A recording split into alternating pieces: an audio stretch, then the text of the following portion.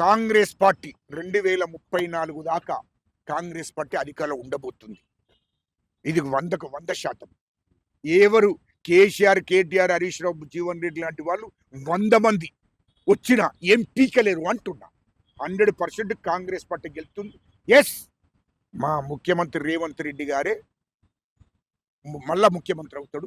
2034 దాకా మా రేవంత్ రెడ్డి గారే ముఖ్యమంత్రి. అయితే ఏంటి, ఏం చెప్తారు? ఏం పీకేదే ఉన్నది? మీరు ఒక్కటి గుర్తుపెట్టుకోండి, వాస్తవాలు మాట్లాడుకోవాలి. తెలంగాణలో కాంగ్రెస్ పార్టీ కోసం కాంగ్రెస్ పార్టీ భుజస్కంధాల మీద వేసుకొని ఎవరు పనిచేసారు అంటున్నా.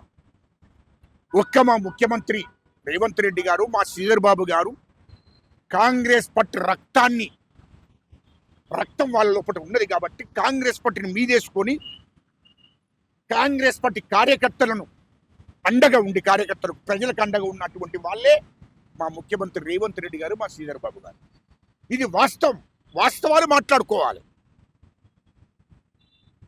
కాబట్టి మా శ్రీధర్ బాబు గారు ఐటీ శాఖ మంత్రి, మా శ్రీధర్ బాబు గారు ఎమ్మెల్సీగా ఇదే జీవన్ రెడ్డి గారిని ఎంబడేసుకొని పార్టీని భుజస్కంధాల మీద వేసుకొని నిజామాబాద్, కరీంనగర్ మొత్తం తిరిగి జీవన్ రెడ్డిని ఎమ్మెల్సీ గెలిపించిండు మా శ్రీధర్ బాబు గారు.